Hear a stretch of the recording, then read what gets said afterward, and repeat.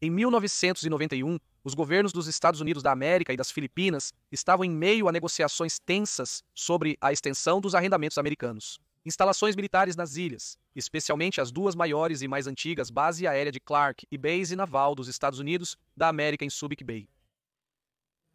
O Exército dos Estados Unidos da América enfrentou dificuldades nas Filipinas, tornando incerta a extensão dos arrendamentos. Mas então o chão começou a tremer e o exército percebeu que eles tinham problemas maiores. Operação Fire Vigil, a evacuação de emergência de quase 20 mil norte-americanos em 1991, pessoal militar e dependentes diante da maior erupção vulcânica na memória viva merece ser lembrada. Coronel Dick Anderegg, vice-comandante dos Estados Unidos da América, o 3º Esquadrão Tático de Caça, explicou que as pessoas da Base Aérea de Clark enfrentaram tempos difíceis no início dos anos 90, de acordo com seu relato dos eventos extraordinários do verão de 1991. Em maio de 1990, membros do Novo Exército do Povo, um grupo comunista que se opunha aos Estados Unidos da América, nas Filipinas, 2 aviadores dos Estados Unidos da América em roupas civis foram mortos em um hotel próximo ao portão principal da base. Isso não apenas gerou medo e tensão entre os americanos, mas como precaução, o Major-General William A. Studer, comandante da 13ª Força Aérea, ordenou o confinamento dos americanos na base ou em seus quartos, se morassem fora dela. Em julho, um forte terremoto atingiu Luzon. Apesar dos poucos danos à base, o pessoal participou de operações de resgate. O dano foi significativo. Mais de 1.600 pessoas foram mortas e mais de 100 mil deslocadas. De acordo com Anderegg, os aviadores de Clark foram heróis nos esforços de resgate, apesar do trauma de retirar corpos mutilados dos escombros. No outono, cerca de 22 mil funcionários civis dos Estados Unidos da América, bases militares nas Filipinas entraram em greve, forçando Studer a reunir pessoas na base devido à ameaça de violência. E havia mais preocupações. A nação insular enfrentou várias tentativas de golpes contra o governo, 2 apenas em 1990. Com uma temporada difícil de tufões, o super tufão Mike causou quase 2 bilhões de dólares em danos nas Filipinas. Em janeiro, um plano de bomba do Iraque contra um centro cultural dos Estados Unidos da América próximo à capital foi frustrado. Anderegg escreve com humor negro que muitos usavam camisetas proclamando em letras garrafais: "Eu sobrevivi".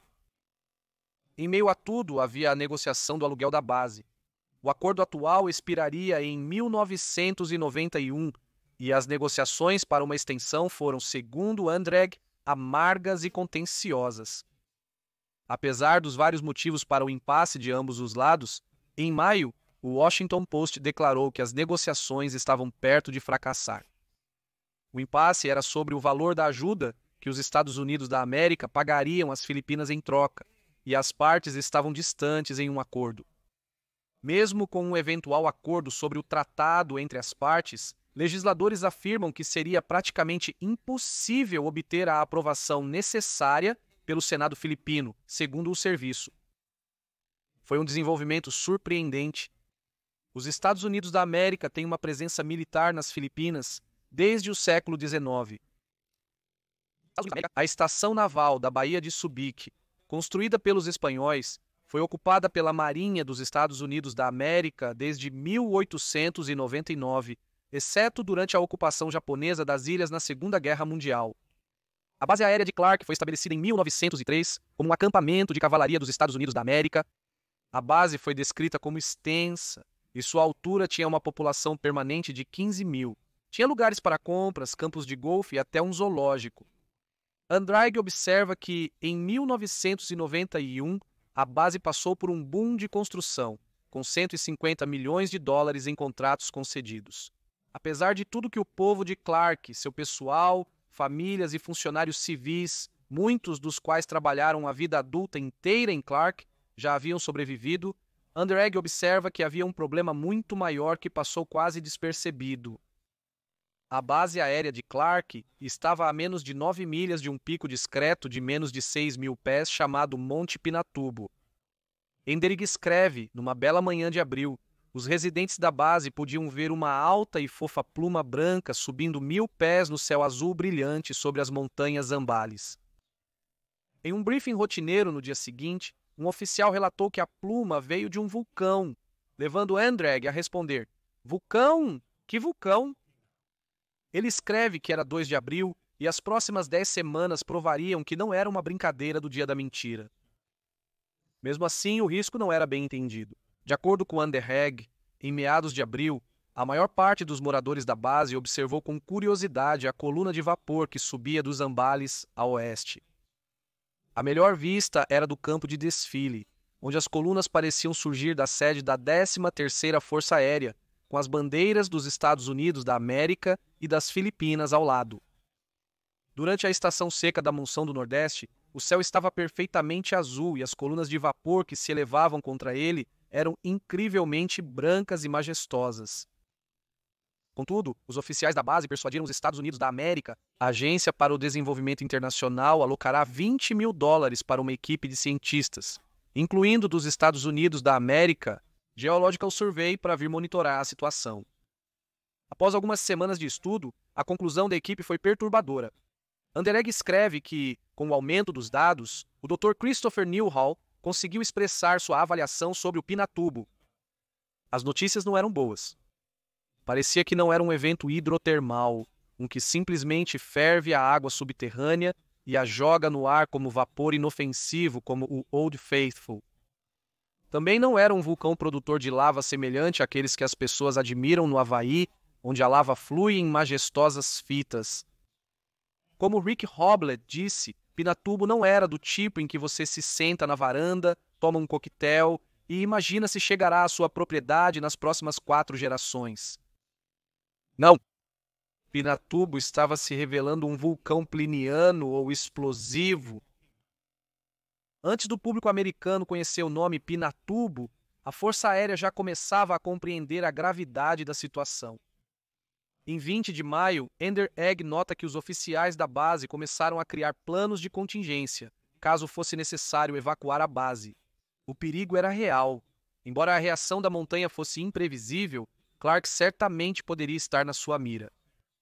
A base foi construída sobre os restos de tefra vulcânica de uma das erupções antigas do Pinatubo. Após discutir as opções, a equipe percebeu que o plano mais prático seria evacuar o pessoal da base, dependentes e funcionários civis de uma das maiores bases estrangeiras dos Estados Unidos, cerca de 50 milhas até a estação naval em Subic Bay. A cerca de 43 quilômetros do Pinatubo, Subic Bay era considerada distante o suficiente para ser segura. As instalações seriam ampliadas, mas a evacuação era vista como uma medida provisória. Era uma tarefa difícil. A única maneira prática de mover tantas pessoas era fazê-las levar seus próprios veículos. A viagem normalmente levaria 1 hora, mas o tráfego estava muito acima da capacidade da estrada. Os plantadores precisavam lidar com complicações, como as muitas mulheres que estariam no último trimestre de gestação. A comunicação e a logística eram difíceis. Já a população permanecia desinformada. Enderig escreve que, enquanto os líderes de Clark agonizavam sobre diferentes cenários, a vida seguia normalmente para a população em geral. Os alunos do último ano do ensino médio aguardavam ansiosamente a formatura na escola secundária Wagner. À noite, famílias passeavam sob as enormes acácias em volta do campo de desfile. Alguns paravam para um cone de sorvete. Em um sinal de humor da Força Aérea, o Clube dos Oficiais planejou uma festa temática de Pompeia para o Dia dos Pais. Eles não aguentariam tanto tempo. Apesar do planejamento, quando o vulcão se tornou mais ativo no início de junho, os comandantes de Clark foram surpreendidos pelo súbito aumento da atividade vulcânica, segundo Enderig. A base não se preparou para a evacuação. Nenhum plano real havia sido revelado para a população da base, e Subic Bay não estava pronta para receber 15 mil visitantes simultaneamente. No dia 4, a equipe científica informou o contra-almirante Thomas Mercer, comandante de Subic Bay. Segundo o Comando de História e Patrimônio Naval, o contra-almirante Mercer voltou a Subic Bay e iniciou o planejamento para acomodar os 16 mil habitantes de Clark. A habitação em Subic Bay estava lotada, e a possibilidade de mais que dobrar a população deixou poucas opções. A decisão de evacuar veio depois das 11 da noite. Em 9 de junho, a equipe científica concluiu que uma grande erupção ocorreria nas próximas 24 horas, embora um porta-voz da Força Aérea tenha dito laconicamente que a evacuação se devia a um leve aumento da atividade vulcânica. A evacuação começaria na manhã seguinte às 6 horas. A Associated Press relatou aos Estados Unidos da América: o exército hoje ordenou que milhares de americanos evacuassem a base aérea de Clark após um vulcão inativo por 600 anos cuspir cinzas quentes e rochas. Segundo a Naval Institute Press, o pessoal da Força Aérea e suas famílias, com exceção de algumas centenas de agentes de segurança, fizeram a viagem de 4 a 5 horas pelas montanhas, enfrentando trânsito intenso. Segundo o Times, conforme os comboios de carros saíam de Clark, os motoristas entregavam aos guardas cartões com os nomes e números do seguro social dos que partiam. Segundo o Times, um porta-voz de Subic Bay informou que os evacuados ficariam em quartos geralmente usados por tripulações de navios de guerra visitantes, mas não foi um processo simples. Na verdade, esses quartos já estavam 99,5% ocupados. De acordo com a Naval Institute Press, as famílias da Marinha e dos fuzileiros navais dividiram suas pequenas casas na base com 2 a 3 famílias da Força Aérea. Outros evacuados dormiam em colchões nas capelas, no centro infantil, salas de aula e qualquer canto que pudesse acomodar uma cama improvisada. As acomodações não eram luxuosas, mas a maioria do pessoal do Departamento de Defesa nas Filipinas estava segura. Apesar das Filipinas já estarem evacuando civis próximos ao vulcão, nem todos estavam convencidos. Segundo a Naval Institute Press, alguns políticos e meios de comunicação filipinos criticaram a decisão de evacuar, alegando que era politicamente motivada, visando obter vantagem nas próximas negociações de extensão de base, e não pela segurança. Mas logo veriam a prova por si mesmos. Em 13 de junho, notícias relataram que 3 grandes erupções abalaram o Monte Pinatubo na noite anterior e início daquele dia. O serviço citou Raimundo Punambayan, diretor do Instituto Filipino de Vulcanologia e Sismologia. O que estamos vendo agora são erupções fenomenais. Foi a maior erupção vulcânica desde 1912. A coluna de cinzas tinha 12 milhas de altura, registrou Andrade. O incidente foi aterrorizante e impressionante. A coluna continuou a subir rapidamente. Parecia muito com os filmes de testes nucleares, uma enorme nuvem em forma de cogumelo. As pessoas que ainda estavam em Clark, uma pequena força de cientistas, segurança e pessoal essencial, perceberam que era hora de ir. Andrade escreve: eu olhei para cima do meu prédio e todos que estavam naquela área corriam para um carro. Ninguém perdia tempo. A evacuação foi difícil para todos, mas era o certo a se fazer. A prova estava lá para todos verem, uma enorme e feia torre de cinza pairando sobre a base. Mas a Baía de Subic já estava uma bagunça. Andrade escreve: qualquer plano que a Baía de Subic tinha logo se desfez sob as ondas implacáveis de refugiados de Clark que inundavam as pequenas bases. No dia 13, segundo a Naval Institute Press, a superlotação na Baía de Subic esgotou severamente suprimentos de água, comida e outros serviços da base, levando à decisão de evacuar todo o pessoal dependente da Força Aérea para os Estados Unidos da América. A decisão foi afortunada. Segundo o Museu United States Ship Midway, uma força-tarefa de evacuação foi prontamente organizada, incluindo os porta-aviões Abraham Lincoln e Midway, além do navio de assalto anfíbio Peleliu. A Naval Institute Press escreve: ninguém sabia na época, mas a decisão rápida foi uma grande medida de segurança. Isso possibilitou que a Marinha transferisse os ativos da frota para a Baía de Subic um dia antes da erupção causar a perda de todos os serviços de suporte no local, porque o pior ainda estava por vir. A cinza começou a cair no dia seguinte, o pior cenário possível, o vulcão expelindo cinzas durante a chegada de um tufão. A Naval Institute Press escreve: um vulcanologista disse que era uma chance em 10 milhões de um vulcão entrar em erupção após ficar adormecido por mais de 600 anos e acoplado a um tufão. A combinação destrutiva alterou momentaneamente e drasticamente os ventos previstos, gerando forças devastadoras que eram imprevisíveis. A cinza estava tão ruim que o sábado 16 foi chamado de Sábado Negro. Segundo a Naval Institute Press, a base não possuía eletricidade, água, banheiros funcionais, sala de emergência, refrigeração com estradas intransitáveis e tetos desmoronando sob o peso das cinzas úmidas. Não havia outra opção senão reduzir a população o mais rápido e seguro possível. A Operação Ferivigio teve que acelerar.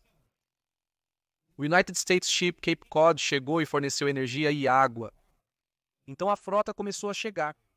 Por fim, 17 navios americanos. A 7ª frota, incluindo os porta-aviões United States Ship Midway, United States Ship Abraham Lincoln e o navio de apoio a submarinos da Segunda Guerra Mundial, United States Ship Proteus, participaram da Operação Vigília Ardente para levar os americanos para casa. O Museu United States Ship Midway afirma que o Midway precisou atender às necessidades femininas, infantis e de animais de estimação, mesmo tendo uma tripulação totalmente masculina. Então, Jim enviou seus compradores para a troca da marinha com vouchers de compra abertos, basicamente cheques em branco para adquirir as mercadorias. Depois de um dia e meio de trabalho, os mantimentos foram embarcados e o navio zarpou rumo às Filipinas em apuros. A imprensa do Instituto Naval escreve que navios de guerra foram rapidamente convertidos em navios de cruzeiro. Os marinheiros cederam seus beliches aos evacuados. Os cardápios dos navios mudaram para cachorros quentes e batatas fritas para as crianças. As salas de primeira classe viraram salas de jogos. Desenhos animados passavam sem parar nas TVs dos navios. Um bebê nasceu no Abraham Lincoln. A mãe o nomeou Abraham. Em menos de 10 dias, cerca de 20.000 pessoas foram transportadas 250 milhas para a ilha de Cebu, onde foram evacuadas por avião para Guam e depois para os Estados Unidos da América. Um dependente da Força Aérea e um funcionário civil filipino morreram quando o teto de um prédio da Baía de Subice desabou sob o peso da cinza vulcânica. De fato, as duas bases sofreram danos consideráveis. Mais de 100 edifícios foram danificados na base aérea de Clark, com prejuízos estimados em mais de 500 milhões de dólares para que a base retorne à condição operacional. 847 pessoas, mas as evacuações oportunas do governo filipino provavelmente salvaram milhares de vidas. Os Estados Unidos também forneceram significativa ajuda humanitária diante da tragédia. A maioria dos evacuados nunca retornou. Em setembro seguinte, o Senado filipino votou 12-11 para não renovar o United States arrendamentos e o United States abandonou sua presença militar permanente nas Filipinas, embora acordos posteriores tenham devolvido alguns United States presença militar para as ilhas. A evacuação de emergência de quase 20.000 militares e dependentes diante de uma erupção vulcânica que foi 10 vezes o tamanho da erupção do Monte St. Helens foi uma façanha extraordinária que exigiu um esforço significativo tanto da Força Aérea quanto da Marinha, em condições difíceis por pessoas que o coronel Underegg chamou de guerreiros das cinzas. Espero que tenha gostado deste episódio do History Guy. Se sim, curta, inscreva-se e compartilhe com seus amigos. Se você acredita que a história merece ser lembrada, apoie o History Guy como membro no YouTube, apoiador em nossa comunidade ou patrono no Patreon. Confira também nossa loja de mercadorias e reserve uma mensagem especial do History Guy no caminho.